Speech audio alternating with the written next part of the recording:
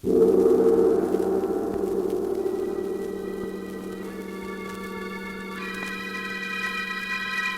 Sealed Book.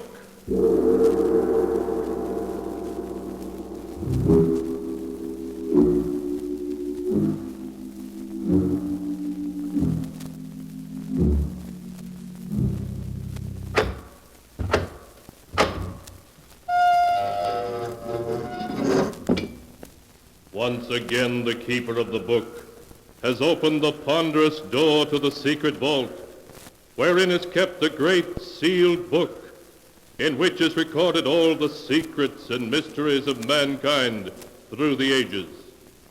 Here are tales of every kind, tales of murder, of madness, of dark deeds, strange and terrible beyond all belief. Keeper of the book, I would know what tale we tell this time. Open the great book and let us read. Slowly, the great book opens. One by one, the keeper of the book turns the pages and stops. Ah, the strange story of a handsome and mysterious man who, wherever he went, caused fear and grief. A tale titled, My Beloved Must Die.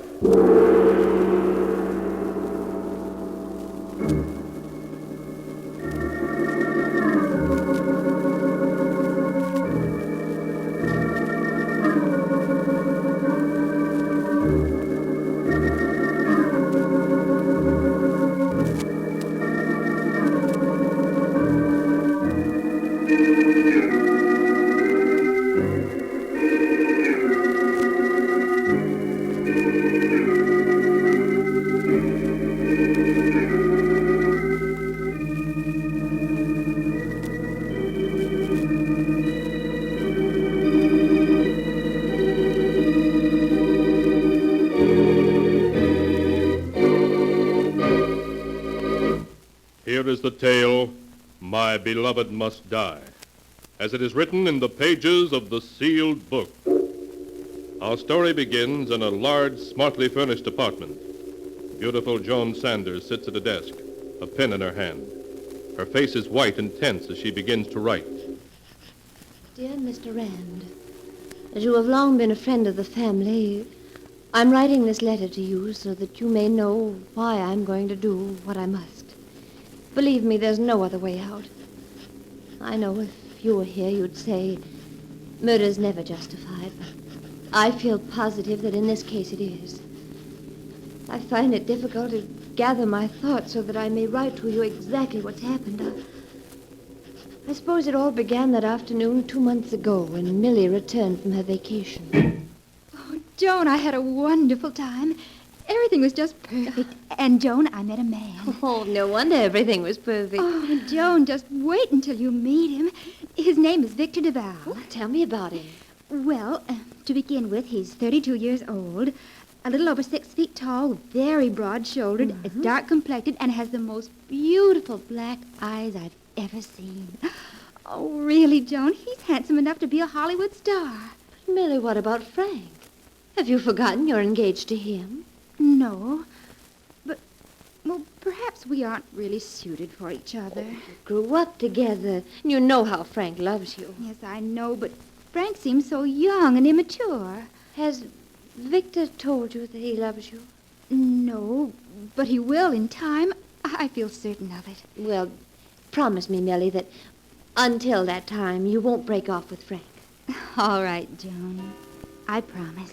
Oh, my goodness. It's 5 o'clock already. Have you got a date? Yes, Victor's calling for me at 6. We're having dinner together and then going to the theater. Oh, Joan, I was never so happy in all my life.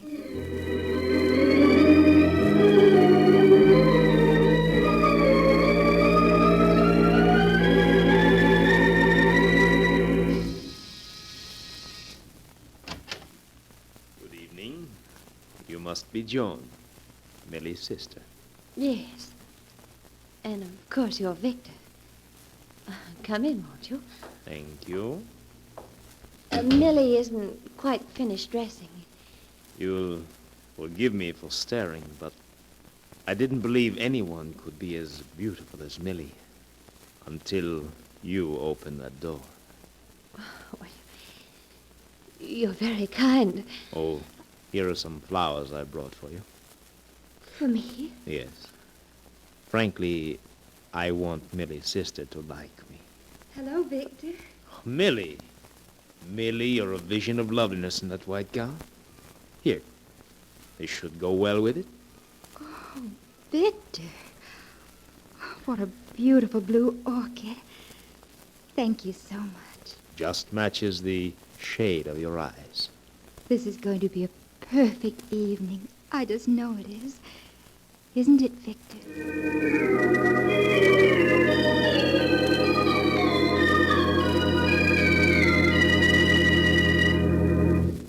Millie hadn't exaggerated in her description of Victor. There was something about him that set him apart from other men. It was more than his looks, his voice. Perhaps it was his extraordinary eyes. They were very large, deep, black eyes. And when he looked at you, they seemed to exert a hidden power, an almost hypnotic power. Whatever it was that set Victor apart from other men, you sensed it the moment you saw him. Later that evening, the doorbell rang. I opened the door to find Frank there. Hello, Frank. Can I see Millie a moment, Joan? Well, she isn't here. She's gone out for the evening. Gone out? With Duval? Why, yes. So that's why she refused to see me tonight. Might have known it. What do you think of Duval? Well, I only saw him for a few minutes. He seems very nice. You women are all alike. We're all taken in by his good looks and his fine manners. But I tell you, he's not to be trusted. There's something strange about him. Strange about him? Well, what do you mean? It's hard to put into words. Wherever Duval goes, trouble seems to follow. Duval apparently has nothing to do with it. Somehow, I always have a feeling he's behind it. Oh, Frank, aren't you letting your imagination run away with you? All right, I may be wrong. But I want you to promise me one thing. That you'll, keep a close watch on Millie. I don't want to see anything happen to her that she'll regret.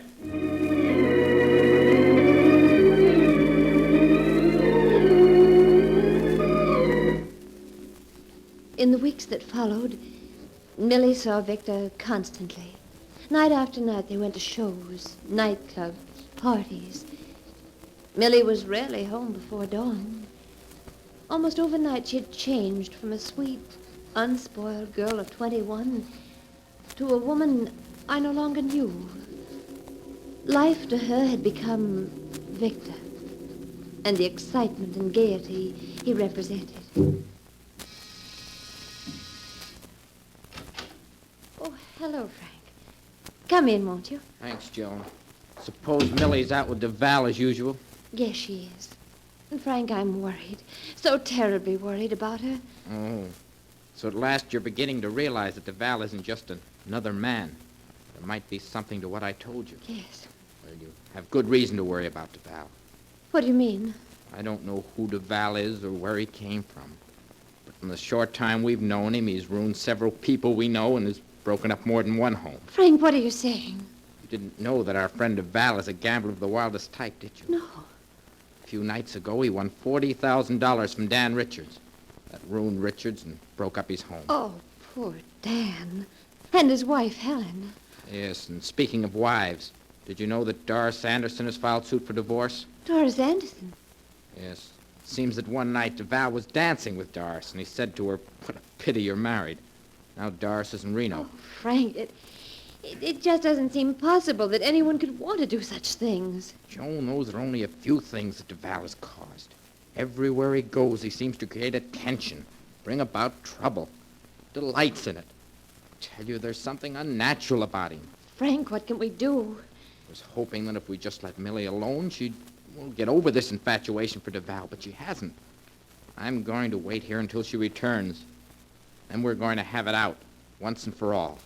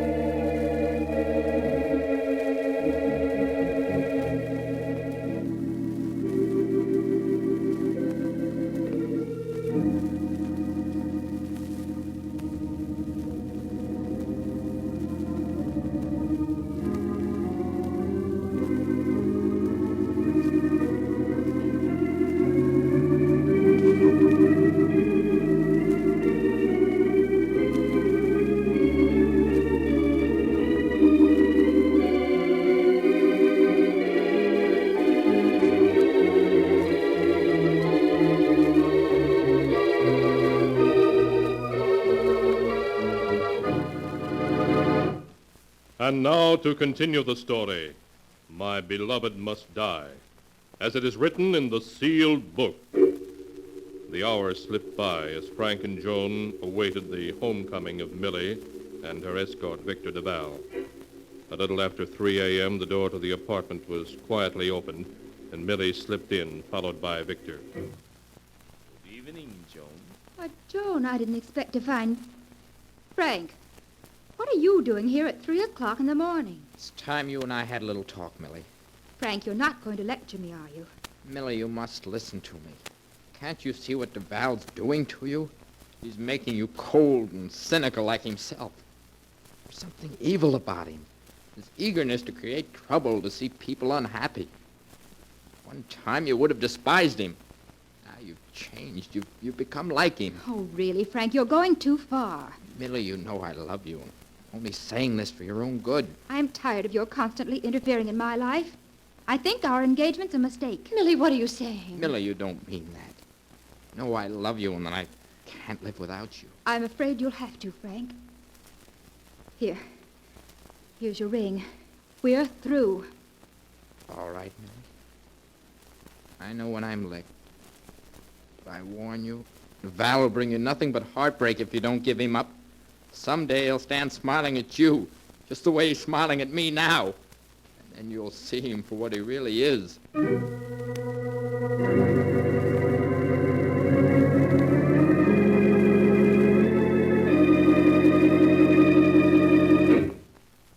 Morning, Joan. Anything in the morning paper? Joan, what's wrong? You're so pale.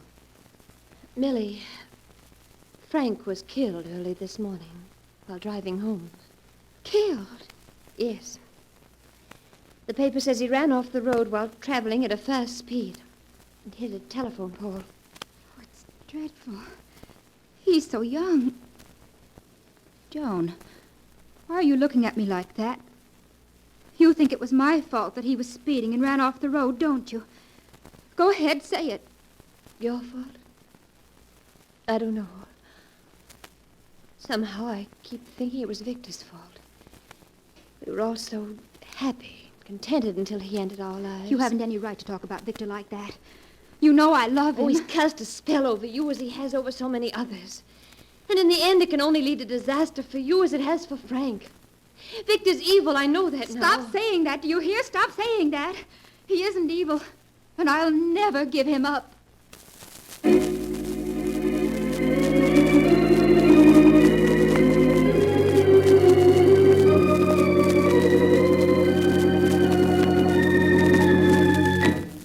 During the weeks that followed Frank's death, I scarcely saw Millie.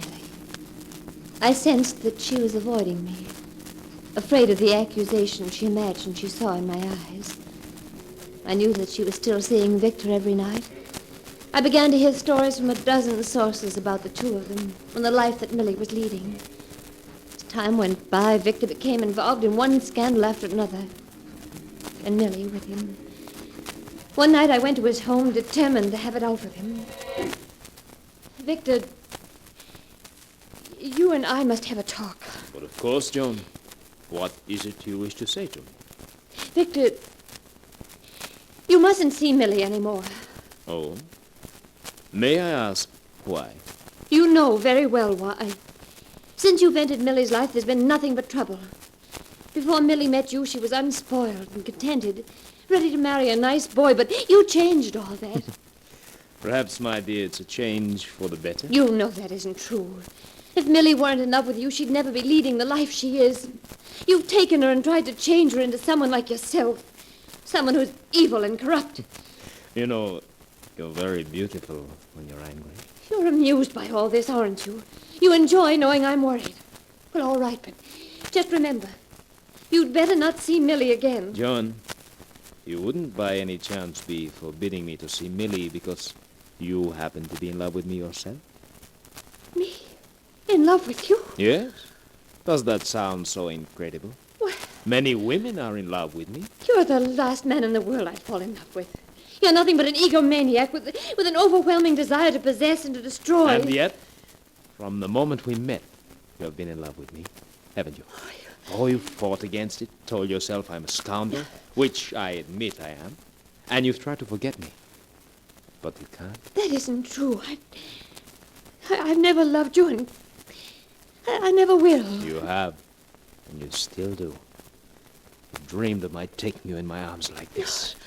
You've hated yourself for it. Victor, let go of me. You do love me, don't you? No. No, I don't love you, do you hear? I don't. Oh, Victor. Now tell me you don't love me. Oh, darling.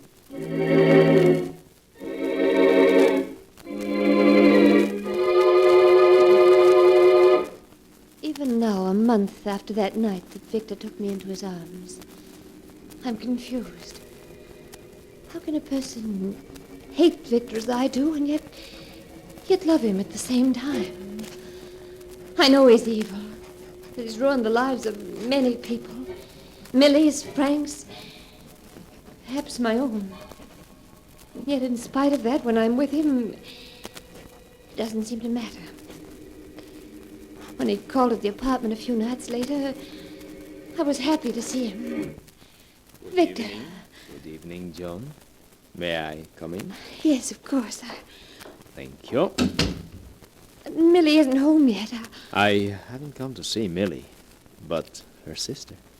Oh, what did you want to see me about, Victor? About us? Oh, Victor, you must forget what happened that night. Perhaps I do love you. I don't know, but in any case, it isn't fair to Millie. Oh, please, Victor, if you care for either of us, you'll go away. Leave us alone. In your heart, you know you don't want me to go. You want me close to you, as I am now. No. No, Victor. No. Darling, you shouldn't. Forgive me. Millie. I should have made more noise when I opened the door. Oh, hello, Millie. I hope you're not angry with me, Victor, for having turned up at such an inopportune moment. Please, Millie, you must let me explain. There's nothing to explain, Joan. It isn't your fault, it's Victor's. This isn't the first time I've caught him making love to other women, but to make love to my own sister behind my... Come now, Millie. You aren't being fair to me. You know I shouldn't hesitate to make love to Joan in front of you, would I? No, you wouldn't. Nothing matters to you, nothing. You're no good and you never will be. But, my dear Millie, I've always told you that I'm a rogue and a scoundrel. It isn't my fault if you took me seriously. I was a fool, an utter fool to fall in love with you. Yes, I'm afraid you were. I only hope that you're not going to be difficult like the others were. No, Victor. You needn't worry about that. I won't come crawling to you like the others did. I've got too much pride for that. Millie! Oh, Victor. Victor, let go of me. I must go to her. No. Stay here. She'll get over it. How could you speak to her like that? Haven't you any heart? No, my dear. None at all, I'm afraid. Oh, I hate you. Do you hear me? I hate you. You only think you do, darling. But you don't. Oh, let go of me. I'm going to her. All right, Joan. Though I don't think it'll be much use. Millie. Oh. Millie. Oh, darling, what's wrong? That bottle. Millie, what have you done? Victor, come quickly. Yes, Joan? What is it? Millie's taken poison. Taking poison? You don't say. Oh, don't just stand there. We've got to do something. Joan, it burns so. Oh, you're going to be all right, darling. Victor, get a doctor. I'm afraid it's too late, Joan. I've seen this happen before. You and Frank were right, Joan. He is evil. I came to realize it too late. Oh. Millie. Millie! I'm afraid you're wasting your time. She's dead.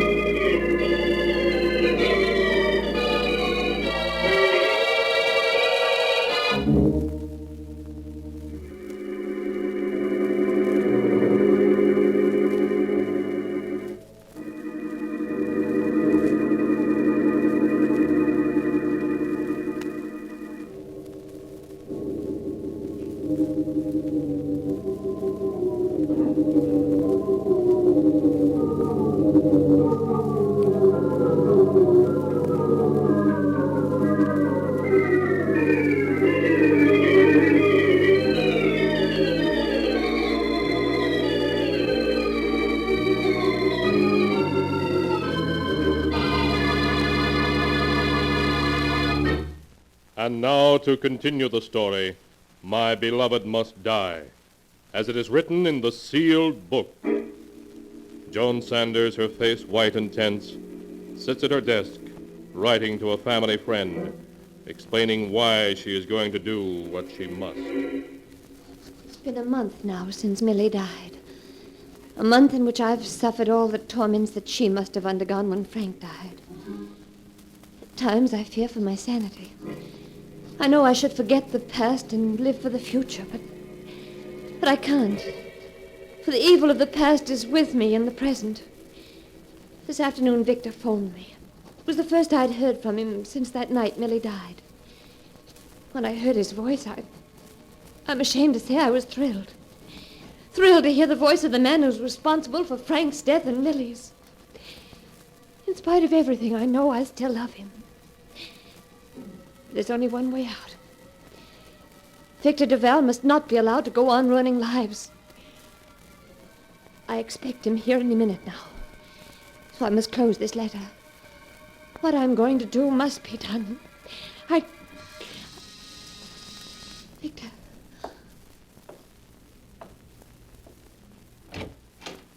Hello, Joan. Victor. Come in, won't you? Thank you. You're not looking very well, Joan. Have you been ill? Yes. Ever since Millie's death. You shouldn't think about it, Joan. It's in the past. You don't feel the slightest twinge of remorse, do you? Not the slightest, darling. Now, what about changing into an evening gown so that we can do the town? Oh, you're heartless. Inhuman. There's no other way out. My dear, whatever are you talking about? This, Victor. A gun. Yes, Victor. Don't be foolish, my darling. Put the gun away and get dressed, eh? I could hardly miss you at this distance. Well, what are you waiting for? Why don't you shoot? Even knowing you're going to die doesn't frighten you, does it? No, my darling, no. You see, nothing in this world frightens me. Not even death. Oh, you are inhuman. That horrible smile on your face. Scoffing at me, at everyone. You live only to hurt and to destroy, don't you? Yes, I despise you all. Every human being. Your righteousness, your smugness, your futile attempts to achieve happiness. There's nothing I delight in more than to send you down into defeat. Watch you suffer. Kill each other, commit suicide. You fiend. Yes. Well, you've done your last evil deed.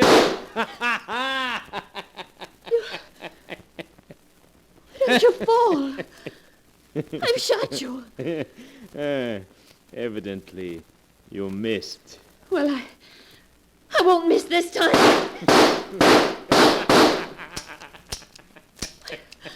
Why don't you fall? Your gun seems to be empty. I couldn't have missed you. I couldn't have. No, you didn't miss me. And why aren't you dead? No one can kill me. No one.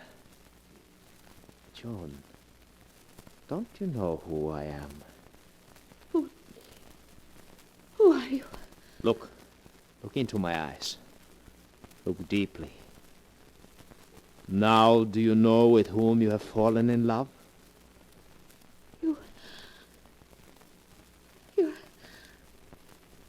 You're the devil. Yes, darling. The devil himself. Oh, no. No, I won't be in love with you. I won't be. Oh, but you will, darling. You will. Even though you know who I am.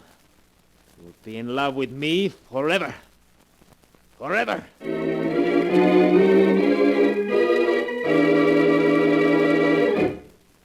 And so ends the tale, My Beloved Must Die, as it is written in the sealed book.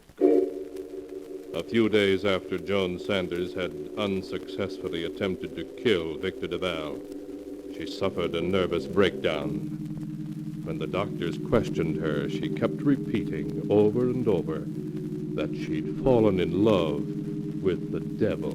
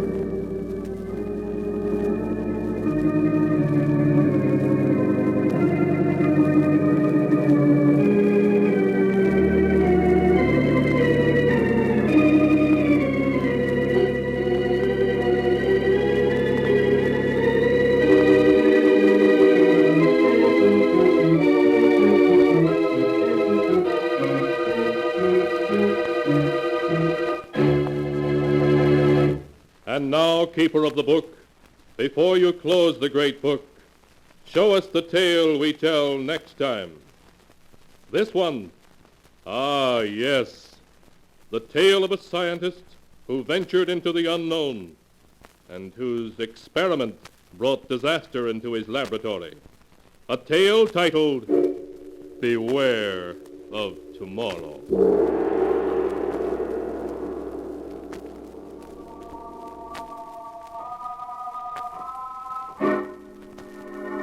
Be sure to be with us again next time, when the sound of the great gong heralds another strange and exciting tale from The Sealed Book. The Sealed Book, written by Bob Arthur and David Cogan, is produced and directed by Jock MacGregor.